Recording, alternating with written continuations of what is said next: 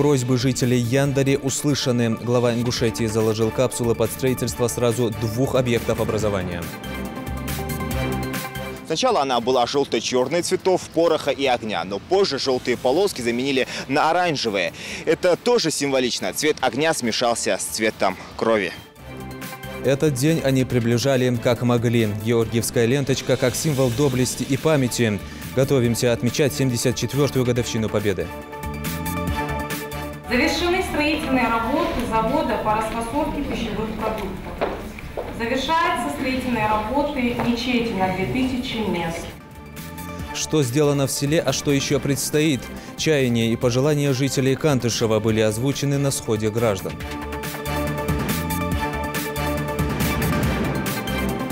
Здесь у нас проходит линия напряжением 100-200 тысяч вольт. Это очень опасно, и у нее охранная зона по обе стороны по 20 метров. Строительство с риском для жизни. В ходе рейда в Назране энергетики выявили факты нарушения охранных зон линии электропередач. Учитель попадает в экстремальные ситуации, когда не он спрашивает с ученика, а спрашивают с него. В 6-й школе Назране прошел региональный этап всероссийского конкурса «Учитель года России».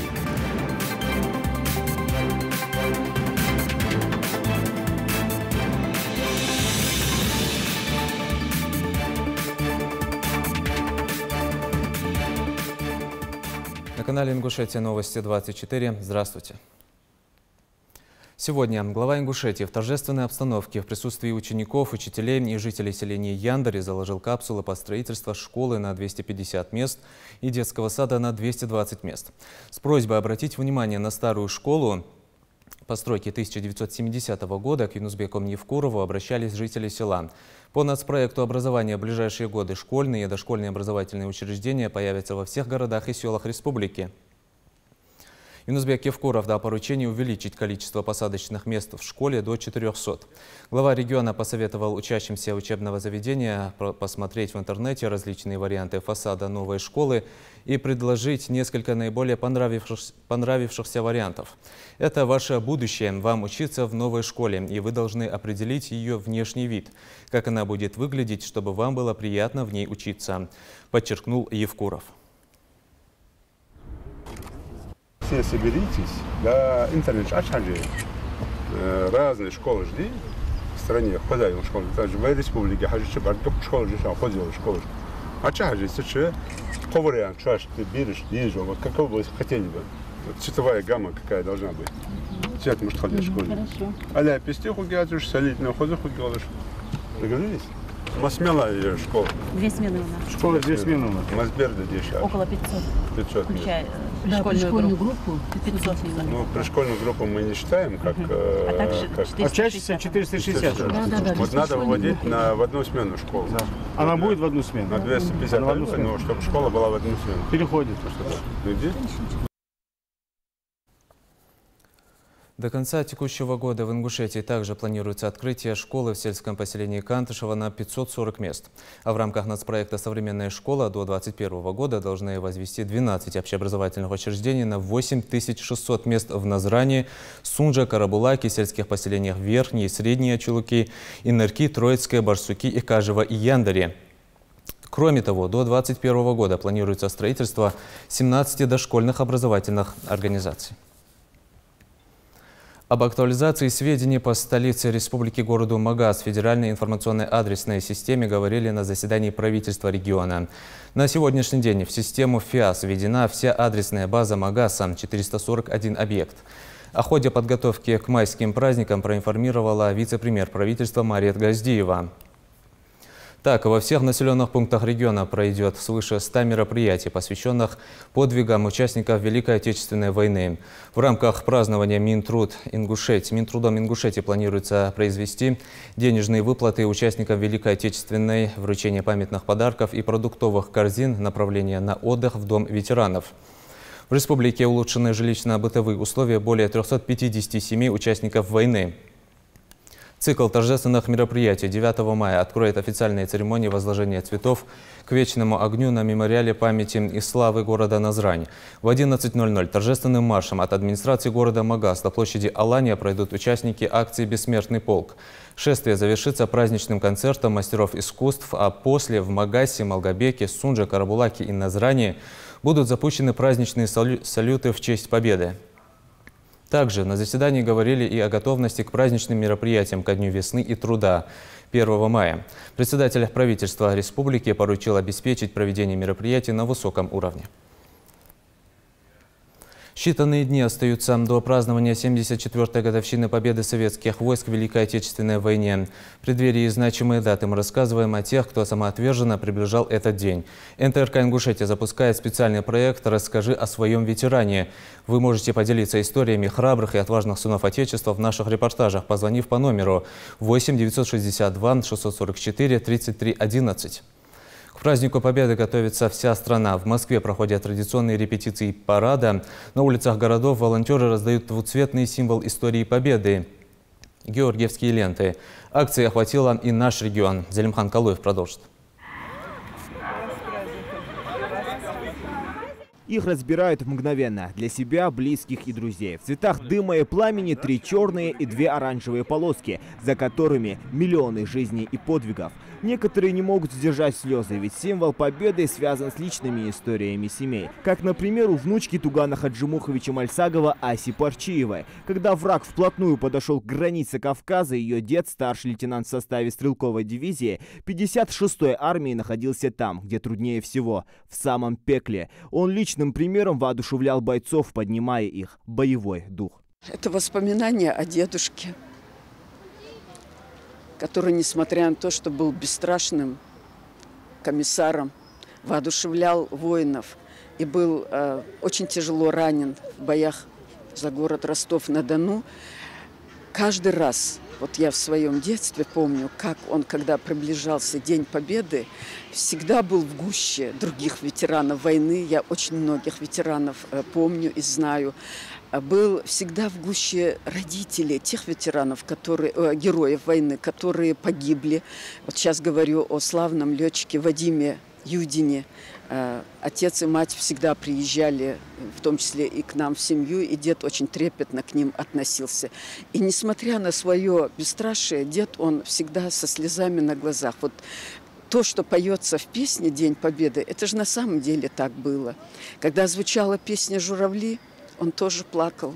Я должна была, я знала и играла эту песню и пела ее для деда, потому что это его любимая песня была. И он всегда плакал, повторял эти слова.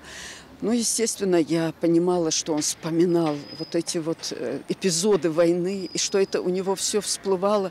И он всегда хотел, чтобы между людьми был мир, благополучие, доброжелательность. Таких ярких примеров мужества и героизма ингушей в Великой Отечественной войне не сосчитать. Люди разных поколений, личные истории, трагедии и общая на всех победа. Сегодня снова, спустя 74 года после победного мая, георгиевские ленточки вновь в руках потомков, как самый узнаваемый символ триумфа и знак признательности тем, кто сражался ради мира.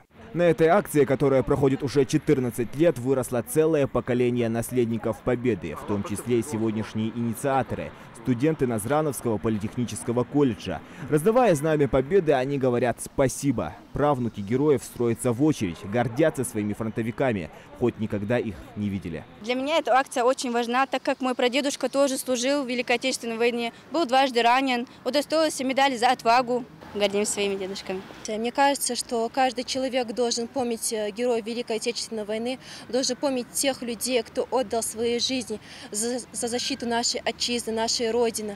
Мы не должны их никогда забывать. Вообще девиз данной акции является в том, и звучит так, что «я горжусь, я помню». Каждый человек должен помнить, что если бы в то время многие люди не отдали свои жизни, не смогли защитить нашу Родину, отчизну, то сейчас бы нас здесь не было. Я считаю, что мы должны всегда ими гордиться, уважать их и чтить. Студенты раздают георгиевские ленточки в парках, на бульварах и площадях. Советуют носить на груди, на лацкане пиджака или пальто. Впрочем, не возбраняется прикрепить ленту на рюкзак или на сумку. эпоху, лишь бы к ней сохранялось должное почтение. Символ воинской славы, отваги, мужества, победы все чаще становится символом памяти о великой истории и ее героях. Появилась георгиевская лента при Екатерине II вместе с орденом Святого Георгия, высшей воинской наградой Российской империи. Сначала она была желто-черной цветов, пороха и огня, но позже желтые полоски заменили на оранжевые. Это тоже символично. Цвет огня смешался с цветом крови. За всю историю страны лишь 25 военачальников были удостоены Георгиевской ленты, и только 4 из них были полными кавалерами ордена Святого Георгия всех 4 степеней. Позже появился вариант ордена для рядовых и низших офицеров – Георгиевский крест. Его еще называли солдатский Георгий, давали ее только за незаурядное мужество, проявленное во время боевых действий. Об этих и многих других интересных фактах легендарного двуцвета рассказывают здесь. Образцы мужества, геройства, героизма, которые проявляли наши с вами дедушки, прадедушки для кого-то, они имеют место быть. И о том, что это был на самом деле славный подвиг и вклад ингушского народа в Великую Победу, говорит и тот факт, что несмотря на тяжелейшие условия, которые сопровождали весь исторический путь становления ингушского народа, именно звезда героя в наше российское время, уже в период возрождения республики, имя героя вернулось нашим соотечественникам. Вы знаете, я имею в виду наших бесстрашных летчиков. Акция любимая и всенародная, и сколько еще она продлится, знает вся страна. До Дня Победы 9 мая остаются считанные дни. Главная цель – стремление не дать забыть новым поколениям, кто и какой ценой одержал победу в самой страшной войне в истории человечества. Зельмхан Калоев, Адам Далаков, Новости 24. Дорога к обелиску. Еще одна памятная всероссийская акция, стартовавшая в стране с 1 апреля. К ней присоединились и в Ингушетии. Активисты в лице молодежи, школьников, партийцев вносят свой вклад в дело сохранения памятников героям Великой Отечественной. Так благоустроили обелиск в селении Вознесеновское. А после участники навестили ветерана войны Магомеда Бокова, который сегодня отмечает юбилей – 90 лет. Этот обелиск установлен в сельском поселении Вознесенское в память о воинах 89-й армянской стрелковой дивизии, павших в боях с немецко-фашистскими захватчиками за свободу и независимость Родины. Сегодня здесь проходит общероссийская акция «Дорога к обелиску», которая стартовала в стране 1 апреля и продлится до 9 мая. В рядах волонтеров, поисковики, партийцы, участники предварительного голосования, студенты и школьники. В преддверии празднования очередной годовщины победы в Великой Отечественной войне они благоустроили не только территорию памятника, но и места захоронения советских солдат. Сегодня вместе с волонтерами мы провели субботник в местах захоронения участников Великой Отечественной войны. Убрали мусор, собрали ветки, покрасили заборы. А эту могилку нашли совсем недавно. Здесь были непроходимые заросли, рассказывают участники акции. Но мы имели определенные координаты и все же нашли то, что искали. 30 лет родные летчика Ивана Гордеева, погибшего в 1942 году в бою за Вознесенское, искали могилу участника Великой Отечественной войны. Но поиски были тщетными. И только после 3-летней работы ингушских поисковиков место его захоронения наконец было обнаружено. Сейчас на воинских захоронениях наведен порядок, а за могилами солдат есть кому ухаживать.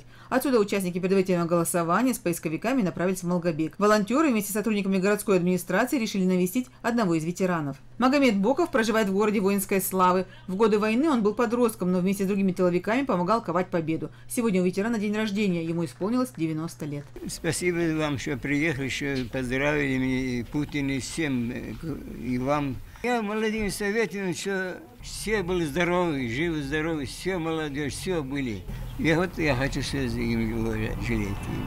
Ветерану тыла зачитали поздравления и вручили приветственный адрес от президента страны. Поделился он с гостями воспоминаниями о войне. Они всегда навеивают грусть. Победа далась нам нелегко, но радует, что сегодня есть кому оценить тяготы и лишения, через которые пришлось пройти защитникам Отечества, отметил ветеран. Дедушка живет не один, о нем есть кому позаботиться, и все же внимание со стороны окружающих, особенно с возрастом, становится очень важным. Волонтеры не просто поинтересовались здоровьем старца, но еще провели уборку во дворе. Сегодня особенный день. Сегодня ветерана поздравил и Владимир Владимирович Путин, президент Российской Федерации. Мы, конечно, постарались приобщиться к этой поздравлению, сделали такой небольшой подарок. Мы стараемся привлечь молодежь, волонтеров, прийти там, принести продукты или сходить в магазин, принести воду, там, убраться во дворе.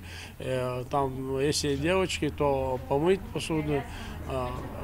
Такие акции тоже, конечно, мы проводим. Тимур Кулбужев часто принимает участие в волонтерских проектах и теперь намерен продолжить общественную деятельность, приняв участие в предварительном голосовании. Работаю директором детского мира в городе Магаз уже 3-й год, являюсь волонтером, принимаю участие в благотворительных акциях. Решил зарегистрироваться участником предварительного голосования для того, чтобы было больше возможностей помогать людям. Тимур уже подал документы. Участвуя в партийной процедуре, молодой человек сможет принять участие в дебатах и встречах с населением и так донести до жителей республики свою позицию и программу. Как и многие активисты, он заинтересован в политических процессах и реализации общественно полезных дел. Сегодня я зарегистрировался участником предварительного голосования.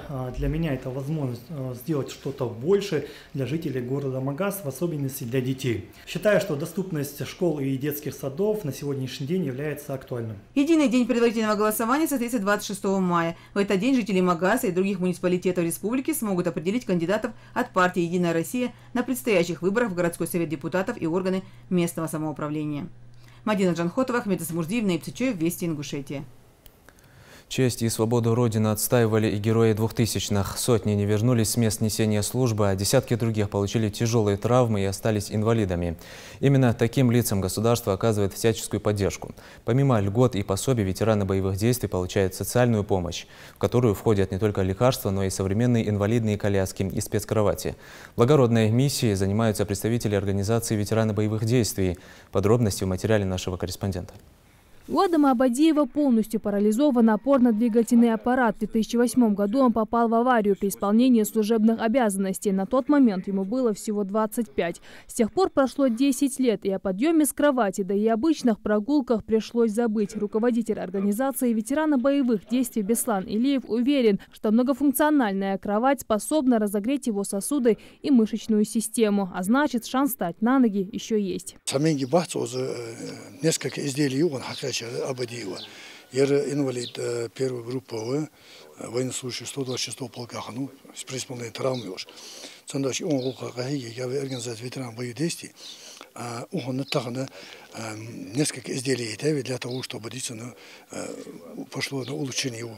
Также вместе с многофункциональной кроватью Адаму Абадиеву подарили матрас, пищевые зонды и тренажер, которые, несомненно, смогут облегчить ему жизнь. Функциональная кровать для того, чтобы на этой кровати можно было ему лежать, искупать его, питание для него сделать. А для того, чтобы питание уже до электронной зонды уже является и многофункциональный кровать шалабар для массажа.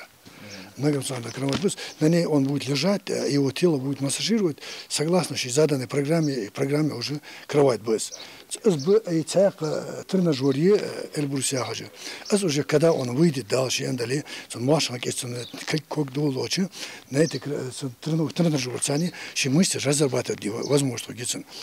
Да, цех надувной матрас бы против лежного я сам аж дух биша башнаха.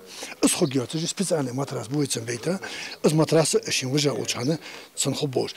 Из матрас бы цех сам матраса бы для того, чтобы купание, когда будет происходить, во время купания колбехкаш.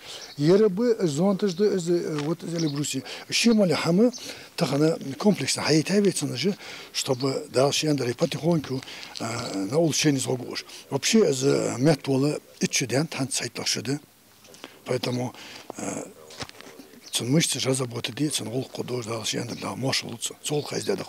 новая кровать имеет массу преимуществ: подъем, массаж и перераспределение давления. В ней можно без проблем искупать больного. Теперь для родственников уход за больным намного упростится.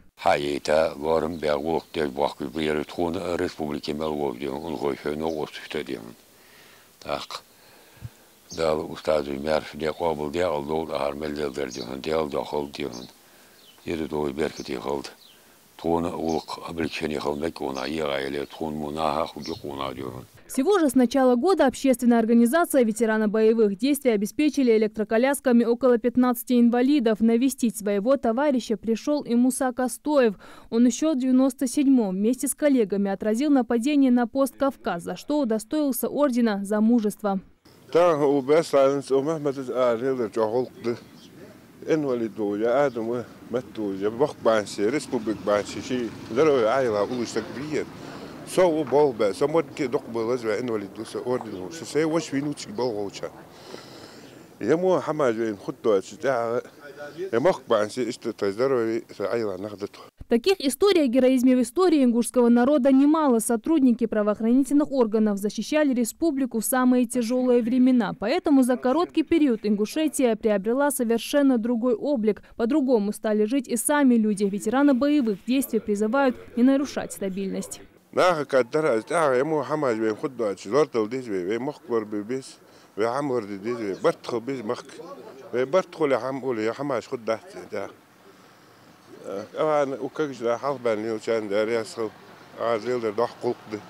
Обстановка в Ингушетии за последние годы заметно изменилась. Если раньше взрывы и убийства сотрудников правоохранительных органов происходили чуть ли не каждый день, то сегодня Ингушетия в лидерах среди субъектов России по безопасности. Теперь важно сохранить мир и стабильность, которые дались слишком большой ценой.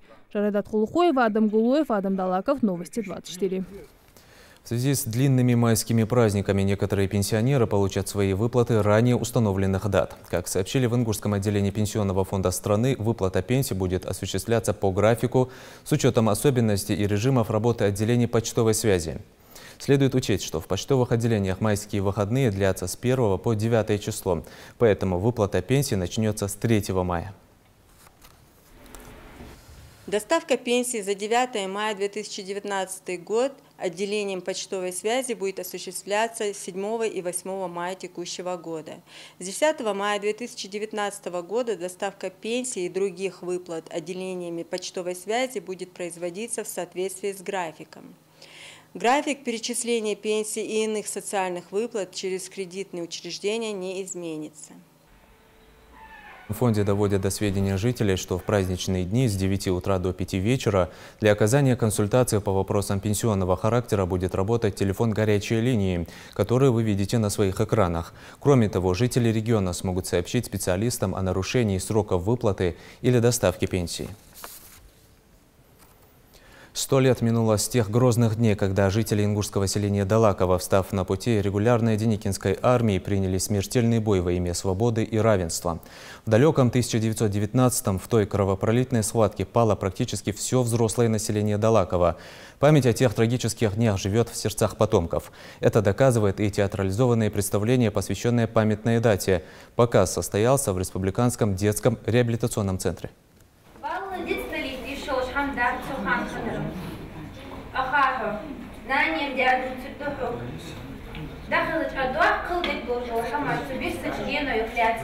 История, написанная кровью так, чтобы потомки помнили, с каждой репликой, жестом актеров театрализованного представления. Она все больше оживает перед собравшимися. Обычная ингушская семья за одним столом делит ужин и размышляет о будущем. Но уже через мгновение, услышав тревожную весть, готовится отразить нападение врага.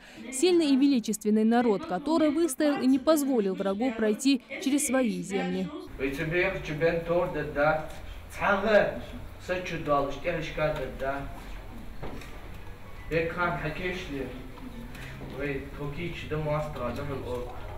Деникинская дивизия генерала Геймана стремилась обойти Владикавказ и помочь остальным военным частям захватить город. Однако далаковцы наотрез отказались пропустить белогвардейцев через свою территорию. Тогда генерал Гейман бросил войска в наступление. Конница белых сначала пыталась прорвать позиции ингушей, однако огромные потери заставили их отступить. Незаслуженно забытые факты и лица, о которых хорошо помнят семьи участников тех сражений. Сегодня их воссоздают воспитатели и ученики реабилитационного центра по пьесе Халимат Кадзоевой, специально написанной к столетию Далаковской битвы.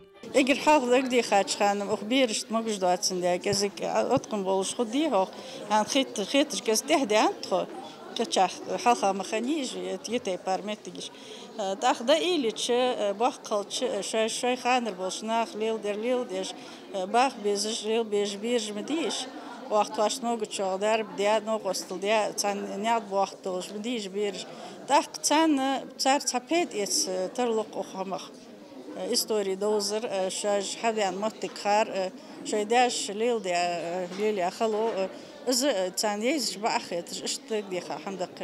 Далаковский бой вошел в историю гражданской войны как один из самых ожесточенных и кровопролитных. По историческим данным, из числа жителей селения Далаково погибло около 200 человек.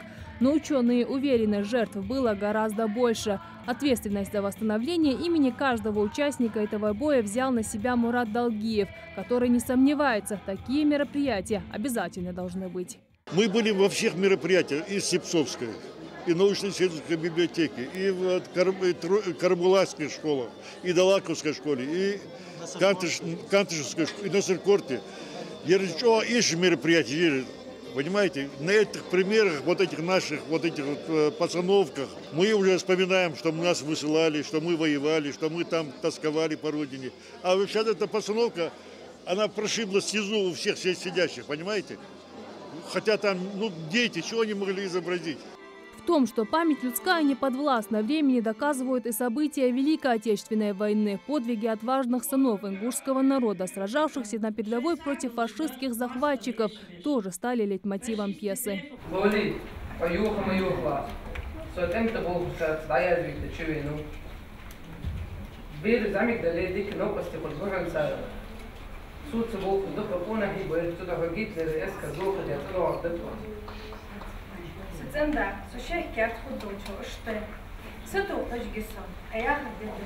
1919, 41 и 92 годы – это прошлое народа, которое нельзя вычеркнуть из национальной памяти. Сегодня оно снова затронуло каждого в этом зале. Постановка этой пьесы показывает, что мы не забудем о подвиге наших представителей нашего народа, наших мужчин, что мы всегда будем помнить о тех, кто сложил свои головы, свою жизнь сложил вот в этой битве.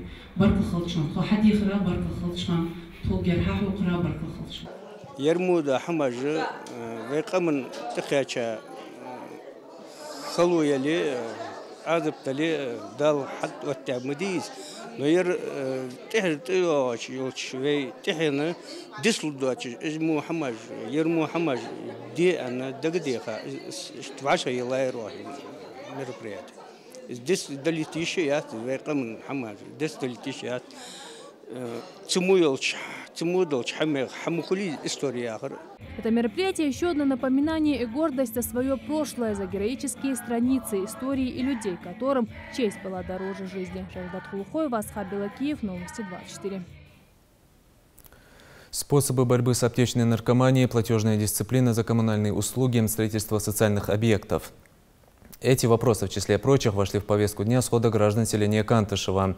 Помимо подведения итогов, на встрече также наметили и планы на будущее.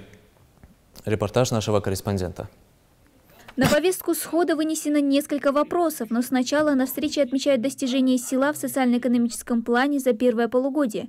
2019 год для жителей сельского поселения Кантышева богат на строительство и открытие различных объектов. Построено 6 торговых центров по продаже смешанных товаров инвесторам: Гиреевский, Плазой-Сити, Арсаева, Ахвакова, Ифурова и Зуманова. Завершены строительные работы завода по расфасовке пищевых продуктов. Завершаются строительные работы мечети на 2000 мест. Социальная инфраструктура села за последние годы развивается только в лучшую сторону. Но самым долгожданным подарком для сельчан стал этот Дом культуры, открытый всего 2 года назад. Теперь местным жителям есть где проводить сходы, ну а подрастающее поколение здесь раскрывает свой творческий потенциал. В Кантышевской второй школе работаю 40 лет. И сейчас дети мои, лично мои дети из 4 класса ходят на кружок рисования, на вязание ходят, на мягкую игрушку у них кружок есть. И дети очень рады. Рядом с ДК уже построена школа на 720 мест и детский сад на 220 мест, официальное открытие которого состоится очень скоро. Говоря о социально-экономическом развитии сельского поселения, представитель администрации также отметила не только позитивные изменения, произошедшие за первый квартал этого года, но и о том, что еще предстоит сделать. Планируется на территории Кантышева строительство Центра социального обслуживания пожилых людей и инвалидов по линии Министерства труда и социального развития. Еще одного отделения почтовой связи. Также по программе развития здравоохранения республики до 2025 года планируется строительство Назранской районной больницы на 60 коек мест, 100 посещений в день стационар, 3000 вызовов в год станций скорой медицинской помощи. Кантышево всегда славилась своими плодородными землями. Здесь не одно десятилетие возделывали в ГУПах различные культуры. В селе функционирует 68 крестьянско-фермерских хозяйств, которые занимаются разведением крупнорогатого скота и выращиванием зерновых культур. Так, ГУП Сергуа Джаникидзе провел работу по подкормке земель под пшеницу площадью 400 гектаров и под посев кукурузы 1000 гектаров. В настоящее время в селе также ведется работа по весенней призывной кампании. Повестку получили 320 призывников. В ходе схода представитель местной администрации также озвучила проблемы, которые собираются решить в ближайшем будущем. Подключение части села к водозабору, замена ветхих водопроводных линий 11 километров, строительство здания администрации села, строительство уличного освещения по улице Джабагиева и Гредерная 8 километров, асфальтирование улицы Дубиева 500 метров, Мережкова 1 километр и расширение участковой больницы на 100 коек-мест. Еще одна не менее важная проблема, которую под силу решить самим жителям села, касается задолженности по коммунальным платежам. Так, сотрудник Назрановского отделения «Газпром» Зураб Ганишев отметил, что на сегодняшний день сбор платежей по газу составляет около 30%. Но по сравнению с прошлым годом динамика по оплате голубого топлива выросла на 9,7%. Население стало охотнее платить, но кто-то из злоумышленников так и норовит нарушить закон. Проблемы с незаконными врезками газа. Эту работу мы ведем, я могу подтвердить, что совместно с участковыми службами нам активно помогает и глава администрации. Выявляем незаконников и стараемся их узаконивать. Но в первую очередь, если мы выявили абонента, уже в дальнейшем идет штраф. Если абонент сам подходит, пишет заявление для заключения договора на поставку газа, тогда уже без штрафа дается. На сходе также обсудили борьбу с алкоголизмом и аптечной наркоманией в селе. О достигнутых успехах и проделанной работе доложил местный участковый. Наш расчет реализации лирики и других психотропных веществ на территории Кантышева регулярно ведется работа. Был выявлен факт буквально в прошлом году. В конце года выявлен магазин такой, совместно с наркоконтролем была проведена соответствующая работа. Данный магазин закрыт, люди были привлечены к ответственности. Подводя итоги схода, представители администрации совместно с общественниками села призвали местных жителей сообща решать проблемы, не дожидаясь вмешательства со стороны. Сельские поселения, по их словам, не такие большие, чтобы люди внутри этого населенного пункта не могли помочь друг другу. Дана Плеева, Магомед Шаухалов, Новости 24. Опасное соседство. Факты нарушений на охранных зонах линии электропередач в Назране проверили энергетики в ходе очередного рейда. Нередки случаи, когда жители возводят дома рядом с высоковольтными линиями, а индивидуальные предприниматели строят торговые павильоны прямо под проводами, напрочь игнорируя, что такое нарушение может привести к несчастному случаю. Трагические прецеденты, к слову, были. Чем запомнился очередной рейд МРСК, расскажет Михаил Тангиев. Зона ЛЭП на пересечении улиц Чахкиева и Базоркина рядом с центральным рынком Назрани. Эту точку сотрудники МРСК «Ингушэнерго» проверяют одной из первых. Без соответствующего разрешения частным лицом здесь начато строительство прямо под линиями электропередач. Здесь у нас проходит линия напряжением 100-200 тысяч вольт. Это очень опасно. И у нее охранная зона по обе стороны по 20 метров. Не должно быть никаких капитальных строительств. Но, как вы видите, у нас люди не понимают или не хотят понимать, все продолжают строить. Энергетики предупреждают, напряжение тока в проводах способно убить на расстоянии нескольких метров. И как подтверждение этому, в пример можно привести несчастный случай, который произошел на этом объекте в 2017 году. Рабочий, который работал на этой стройке, при подъеме арматуры приблизил арматуру на небезопасное расстояние, чем был поражен электрическим током и, к сожалению, погиб. У нас буквально за 2 недели до этого была беседа с ними, что здесь запрещается строиться, что это опасно. но в нарушении всех норм и правил они продолжали строить, и к чему и привело к результату, что человек погиб. И это далеко не единственный случай. Вот, к примеру, кадры с камеры видеонаблюдения, на которых год назад запечатлен несчастный случай, аналогичный первому. Двое работников подрядной организации во время проведения кровельных работ пострадали при соприкосновении с электрическими проводами. На помощь пострадавшим пришел коллега, который также получил удар током. Врачам удалось спасти только одного из пострадавших.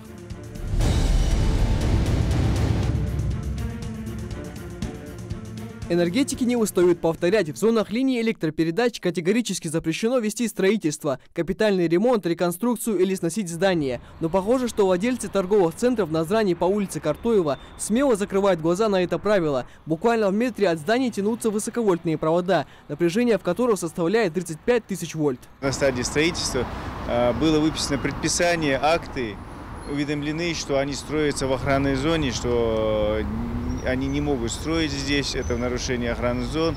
Были направлены официальные письма также и в Ростехнадзор по Республике Ингушетия, администрацию города Назрань, и администрация правительства, и ФСБ, МВД, все структуры, которые можно было сообщить, нам было сообщено и предупреждено, что они проводят строительство в нарушении охранной зоны, что может повлечь за собой меры. Просто ограничить подачу электроэнергии к этим объектам согласно закону нельзя, поскольку высоковольтные линии являются транзитными и питают целые районы. В свою очередь сотрудники МРСК «Ингушэнерго» регулярно выдают предписания нарушителям охранных зон ЛЭП, обращаются в вышестоящие инстанции и делают все возможное, чтобы впредь подобные несчастные случаи больше не повторялись. Энергетики предупреждают, если вы заметили нарушение границ охранных зон энергообъектов или повреждение электрооборудования, немедленно сообщите об этом на телефон горячей линии службы МРСК. И помните, ответственность и неукоснительное соблюдение правил электробезопасности поможет избежать фатальных последствий. Микаэл Тангиев, Магомед Аскиев, Новости 24. Сегодня во всем мире отмечается День танца. Этот праздник начали отмечать с 1982 года по инициативе Международного совета танца. Главная идея – объединение всех танцевальных направлений как единой формы искусства. В этот день по всему миру проходят концерты и танцевальные флешмобы. На официальном же уровне, по традиции, каждый год кто-либо из известных представителей мира хореографии выступает с обращением к общественности и с посланием, напоминающим людям о красоте танца.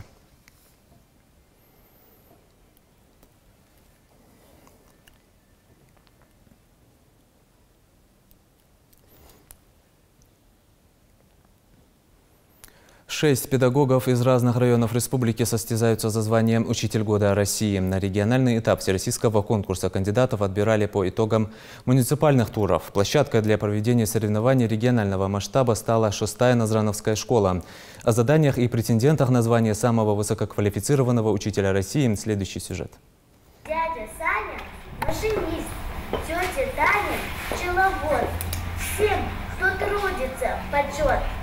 Примерные ученики – современная школа, урок с подвохом. Эту школу и учащихся конкурсанты всероссийского этапа «Учитель года России» видят впервые. А изюминка этапа – стать авторитетом класса всего за 20 минут, объяснить ученикам тему, которую самим участникам озвучили лишь за 10 минут до начала классного часа. На мой взгляд, конкурс «Учитель года» – это прекрасная возможность повысить свою квалификацию. Учитель попадает в экстремальные ситуации, когда не он спрашивает с ученика, а спрашивают с него. С таким учителем точно не соскучишься. Глаза учеников горят, ответить на вопрос рвутся все. Урок удался. Лёля Картоева работает с детьми уже 9 лет. Профессия учитель для нее не просто работа, а смысл жизни. Поучаствовать в конкурсе молодой преподаватель решила не столько для победы, сколько набраться нового опыта. Для меня профессия учитель – это образ жизни. Я люблю детей, люблю общение с ними, я люблю радоваться их успехам. Мне нравится их поддерживать. Мне приятно видеть их горящие глаза. Для каждого совершенство в плане успешного ученика и прочего, оно свое, то есть достичь своей цели. Похвастаться большим учительским стажем конкурсанты не могут. Хамзат Барзагов преподавателем трудится всего 4 года. Конкурс лишь стимулирует учителя использовать новые методики работы с детьми. Классный час «Что такое успех» стал новой игрой для учащихся. Это был очень доступный и познавательный урок. Я сделала для себя выводы, что такое успех, главная составляющая успеха, то, что нужно идти к своей цели, реализовывать свою цель, несмотря на какие-либо трудности. Я думаю, для 20 минут я охватил слишком много, то есть и не успел достаточно раскрыть всю суть, основную суть главной темы, потому что опять-таки захватил слишком много. Но в целом неплохо. Эта победа дает успех, в первую очередь, и, конечно же, желание двигаться дальше, я думаю, повлиять на образование. Для меня, по крайней мере. А как вы хотите повлиять на образование? Только в лучшую сторону. Я хочу сделать все, чтобы наша малая родина, моя малая родина, Ингушетия, процветала. И я думаю, что образование является ключом к ее процветанию. За звание одного из самых высококвалифицированных учителей России принимает участие 6 преподавателей из различных районов республики. Каждый из них уже прошел 2 тура – заочный и конкурс «Учитель-профи». Теперь им предстоит проявить себя на испытаниях «Учитель-мастер» и «Лидер». Главное, чтобы правильно взял свою информацию, правильно распределял эту информацию и учил своих детей тоже из огромного потока информации выделять то, что основное, чтобы не ошибиться в выборе профессии в дальнейшем, чтобы быть достойным гражданином своей страны. Учить и учиться – с таким девизом проходит региональный этап всероссийского конкурса «Учитель года», который проводится для поддержки и поощрения талантливых учителей, повышения социального статуса и престижа профессии учитель. Лариса Дударова, Магомед Шаухалов, Новости 24. На этом наш выпуск завершен. Оставайтесь на канале Ингушетия.